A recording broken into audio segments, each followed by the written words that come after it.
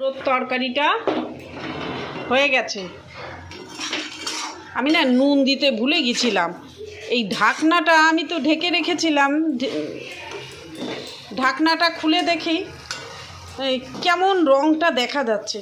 মুখে দিয়ে একটু দিয়ে দেখলাম ঝোলটা, এই যে এরকম করে খুন্তি দিয়ে দিয়ে দেখলাম হাতের পরে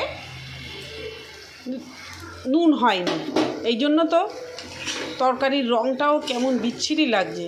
দেখলে বোঝা যাচ্ছে এটাকে কিছু একটা কম আছে, ঠিক কম আছে, নুন কম আছে। নুন দিইনি, এই যে নুন দিয়ে আবার কিছুক্ষণ জাল দিলাম, জাল দিয়ে এই যে মাছটা, চিংড়ি মাছটা দিয়ে দিলাম। এই চিংড়ি মাছটা একটু ভালো করে জাল হবে, আর নয়তো এর সঙ্গে স্বাদটা বোঝা যাবে না। এই চিংড়ি মাছের জন্য আমি আর একটু ফুটাবো, টকবক করে ফুটবে।